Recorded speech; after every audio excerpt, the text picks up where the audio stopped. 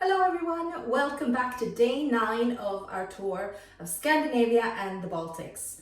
We are still in Sweden. In fact, today we have a free day in Stockholm, so you can go around and explore to your heart's content all the beautiful sights of the city. While we're in Stockholm, I feel it would be remiss of me not to cook one of the most iconic Swedish dishes. So today we are making Swedish meatballs with a cream sauce, mashed potatoes and lingonberry jam. I have my food blender ready to go.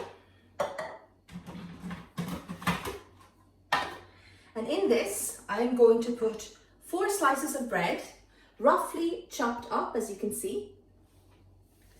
The crusts have been taken off. The bread is going to make the meatballs very moist and it's going to help absorb the liquid. The liquid that we're using is a mixture of milk and cream. I have 125 milliliters of milk and 125 milliliters of cream. We're going to add this to the bread.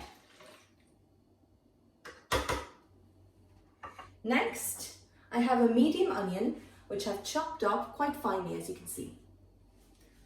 Now, I have a bit of pepper. Then I have salt. Now, I am using 17 grams of salt for this. Now, we're going to blend this until it is a nice, smooth paste. There you go. You can see the texture that we want there. Now, I'm going to add our meat. I have 400 grams of pork mince here that has 20% fat in it. And this here is a beef mince with 14% fat. And we just keep on blending. And you can see here that it's all starting to come together. The last thing we're going to add is 1 egg.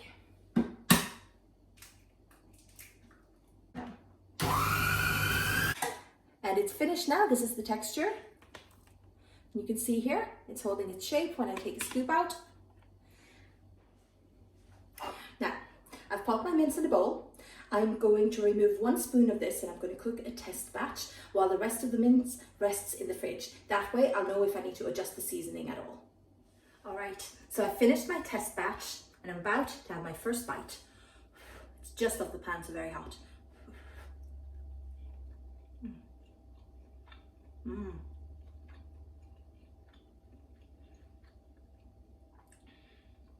Oh yeah, very, very nice.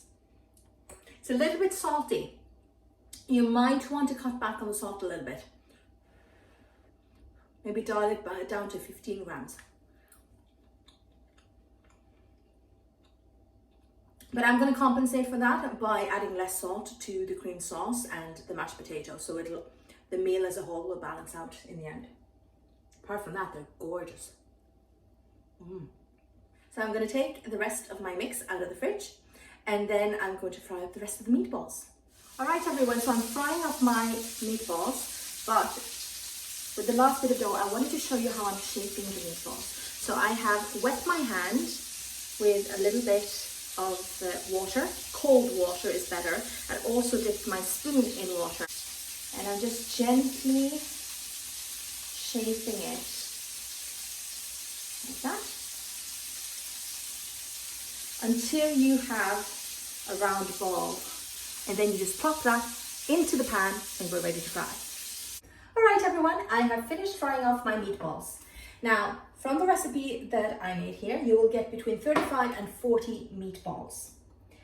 I am going to pop these in the oven now to finish off because, as you can probably tell, I've only browned them on the outside. They're not entirely cooked through. You don't need them long in the oven. I'm going to pop them in on 160 degrees for 10 to 15 minutes, just to make sure that they are cooked through.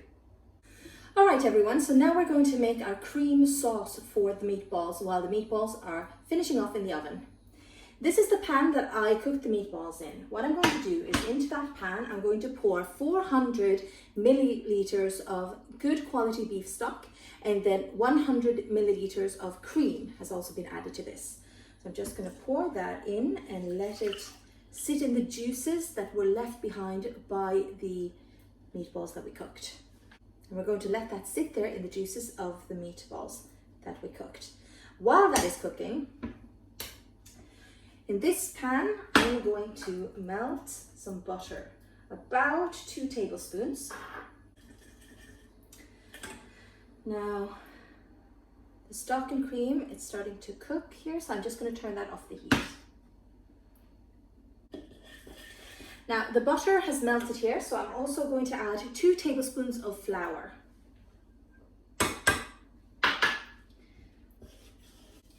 And then we need to cook off the flour, and we're going to let the flour turn slightly golden. Now we're cooking off the flour here, and it's starting to turn a nice golden color. You can see here. See that gorgeous golden color? That's what we want. And now we're going to add our mixture of cream and beef stock. And it's been sitting in those juices from the frying of the beautiful meatballs, so this is going to be really nice and flavoursome. We're not using any onions or any other flavourings other than pepper in this sauce, so it's important that the beef stock is a good quality, that you get enough flavour in there. Just going to pour that over. Now this is going to start to thicken almost immediately, so we need to get stirring. I'm just going to add some pepper to the sauce.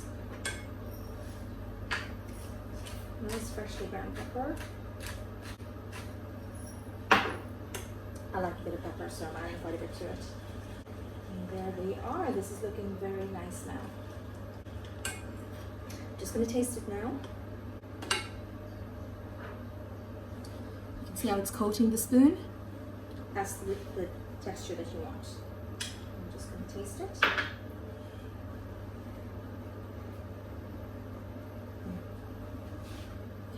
Do this.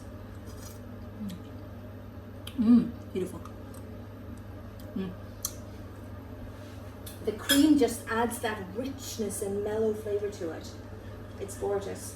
This is lovely. So I'm going to turn off the heat now. And I'm going to start making my mashed potatoes. I'm going to put some potatoes on the boil, then we're going to mash it up all afterwards. So while the potatoes are boiling, we can take a bit of a break. Sitting inside while it's raining outside, eating ice cream and dreaming of better things, like next year's holiday. Now, have you considered what you're going to do for a holiday next year? I suggest that you check out Expat Explore. You can go to www.expatexplore.com. You see the link here on the page, and start dreaming. Expat offers fantastic group tours at really good prices, and now is the time to book because the prices are fantastic. There's great discounts going, so make sure that you check them out. If you do decide to book a tour next year, whichever tour you decide to go for, please do me one little favor, and that is to write in the comments field on the booking page that you were referred by Inga. That's me. If you do that, then Expat will pay me a small bonus. It won't cost you a dime. But since I am a tour leader, and since the tourism industry is struggling this year and a lot of tours are cancelled, you would really help me out. Thank you so much for your support. And that's it. Our dinner is ready. As you can see, I am serving it with some carrots, some mashed potatoes, and some lingonberry jam. Lingonberry jam is very specific to Scandinavia. If you can't get it, then try cranberry sauce. Cranberries have a very similar taste to lingonberries. Enjoy!